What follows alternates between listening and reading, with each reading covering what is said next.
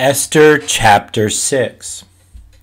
On that night could not the king sleep, and he commanded to bring the book of records of the Chronicles, and they were read before the king.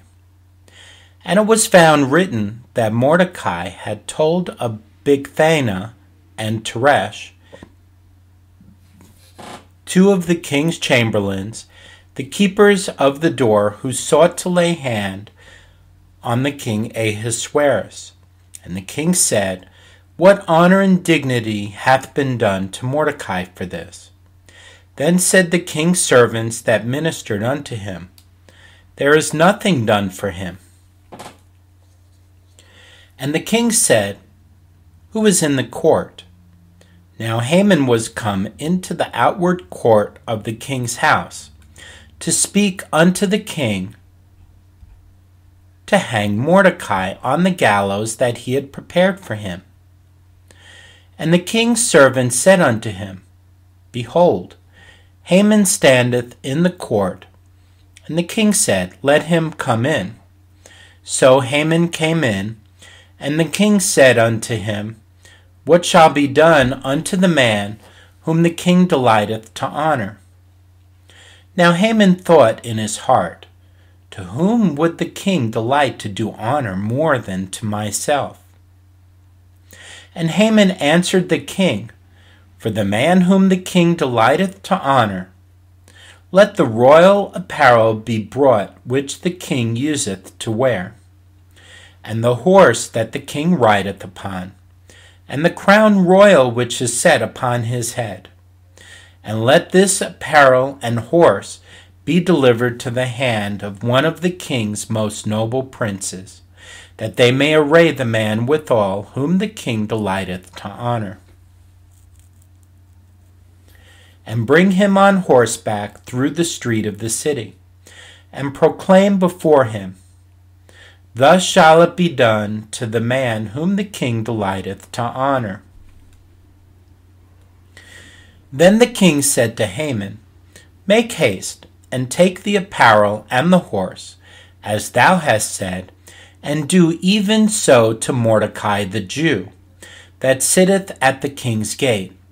Let nothing fail of all that thou hast spoken.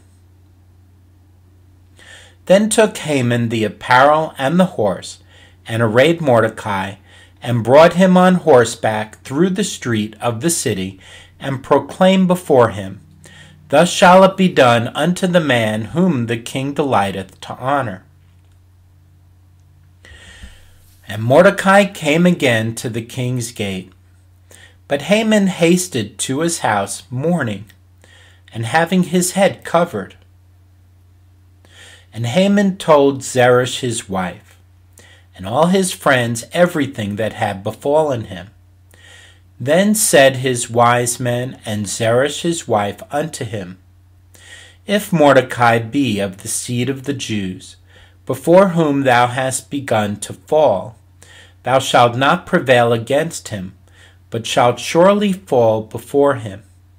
And while they were yet talking with him, came the king's chamberlains, and hasted to bring Haman unto the banquet that Esther had prepared.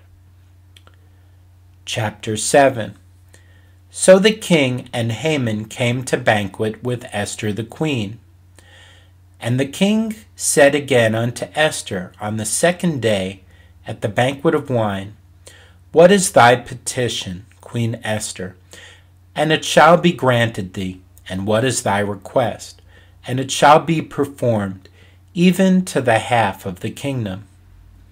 Then Esther the queen answered and said, If I have found favor in thy sight, O king, and if it please the king, let my life be given me at my petition, and my people at my request. For we are sold, I and my people, to be destroyed, to be slain and to perish. But if we had been sold for bondmen and bondwomen, I had held my tongue, although the enemy could not countervail the king's damage. Then the king Ahasuerus answered and said unto Esther the queen, Who is he, and where is he, that durst presume in his heart to do so? And Esther said, The adversary and enemy is this wicked Haman. Then Haman was afraid before the king and the queen. And the king, rising from the banquet of wine in his wrath, went into the palace garden. And Haman stood up to make request for his life to Esther the queen, for he saw that there was evil determined against him by the king. Then the king returned out of the palace garden into the place of the banquet of wine, and Haman was fallen upon the bed whereon Esther was. Then said the king, Will he force the queen also before me in the house? As the word went out of the king's mouth, they covered Haman's face. And Harbona, one of the chamberlains, said before the king, Behold also, the gallows 50 cubits high, which Haman had made for Mordecai, who had spoken good for the king, standeth in the house of Haman. Then the king said, Hang him thereon. So they hanged Haman on the gallows that he had prepared for Mordecai. Then was the king's wrath pacified. Chapter 8. On that day did the king Ahasuerus give the house of Haman, the Jews' enemy, unto Esther the queen. And Mordecai came before the king, for Esther had told what he was unto her. And the king took off his ring, which he had taken from Haman, and gave it unto Mordecai. And Esther set Mordecai over the house of Haman. And Esther spake yet again before the king, and fell down at his feet, and besought him with tears to put away the mischief of Haman the Agagite, and his device that he had devised against the Jews. Then the king held out the golden scepter toward Esther. So Esther arose and stood before the king, and said, If it please the king, and if I have found favor in his sight, and the thing seem right before the king, and I be pleasing in his eyes, let it be written to reverse the letters devised by Haman the son of Hammedatha the Agagite, which he wrote to destroy the Jews which are in all the king's provinces. For how can I endure to see the evil that shall come unto my people? Or how can I endure to see the destruction of my kindred? Then the king Ahasuerus said unto Esther the queen, and to Mordecai the Jew, Behold, I have given Esther the house of Haman, and him they have hanged upon the gallows, because he laid his hand upon the Jews. Write ye also for the Jews, as it liketh you, in the king's name, and seal it with the king's ring. For the writing which is written in the king's name, and sealed with the king's ring, may no man reverse. Then were the king's scribes called at that time in the 3rd month, that is, the month Sivan, on the 23 day thereof. And it was written according to all that Mordecai commanded unto the Jews, and to the lieutenants, and the deputies and rulers of the provinces which are from India unto Ethiopia, 127 provinces, unto every province according to the writing thereof, and unto every people after their language, and to the Jews according to their writing, and according to their language. And he wrote in the king Ahasuerus' name, and sealed it with the king's ring, and sent letters by post on horseback, and riders on mules, camels, and young dromedaries, wherein the king granted the Jews which were in every city to gather themselves together and to stand for their life, to destroy, to slay, and to cause to perish all the power of the people and province that would assault them, both little ones and women, and to take the spoil of them for a prey.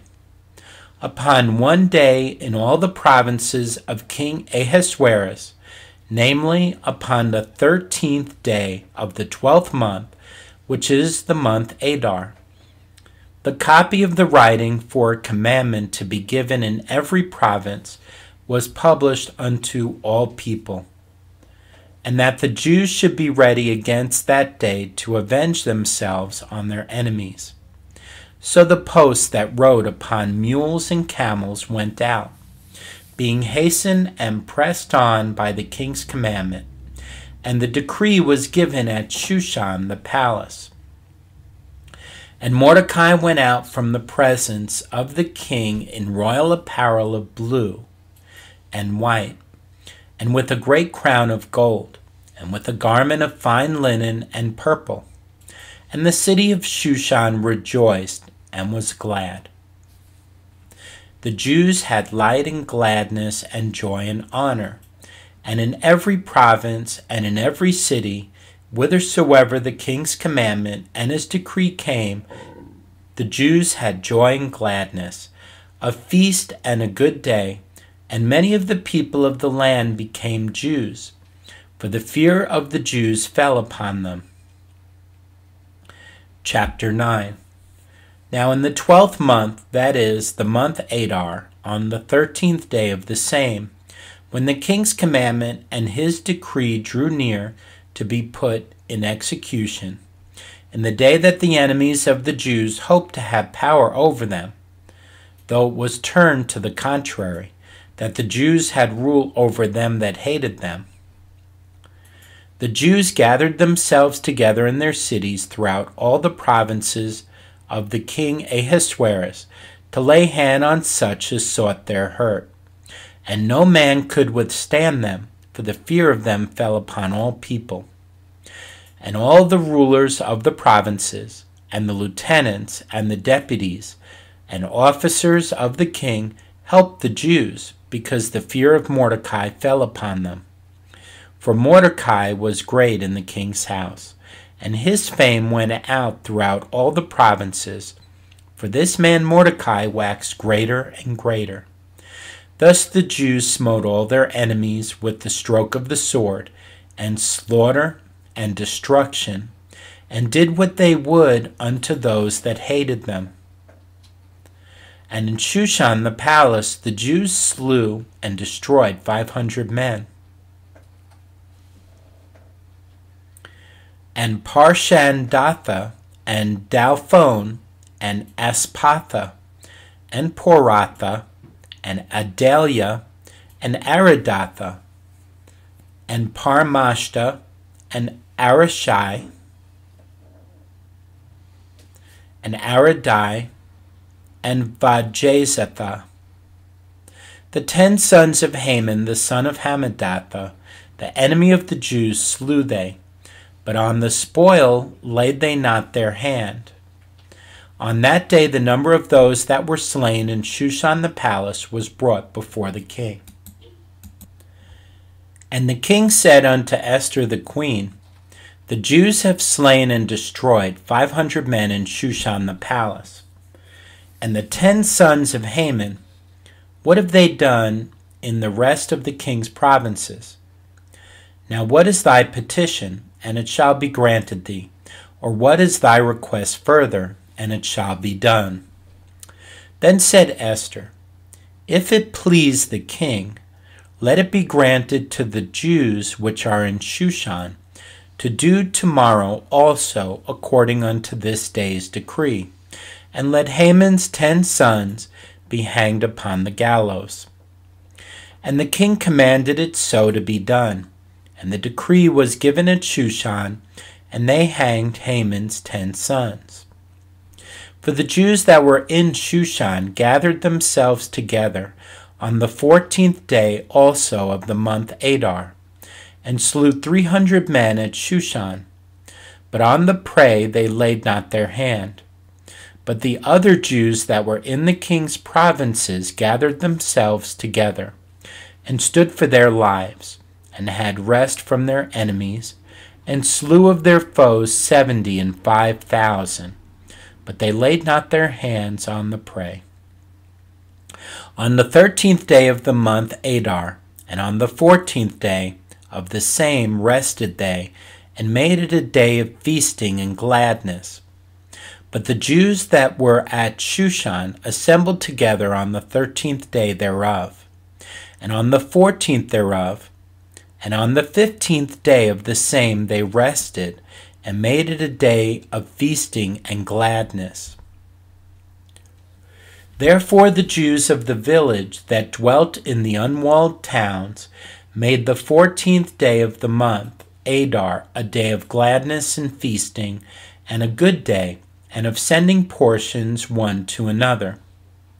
And Mordecai wrote these things and sent letters unto all the Jews that were in all the provinces of the king Ahasuerus, both nigh and far, to establish this among them, that they should keep the 14th day of the month Adar, and the 15th day of the same yearly, as the days wherein the Jews rested from their enemies, and the month which was turned unto them from sorrow to joy, and from mourning into a good day, that they should make them days of feasting and joy, and of sending portions one to another, and gifts to the poor.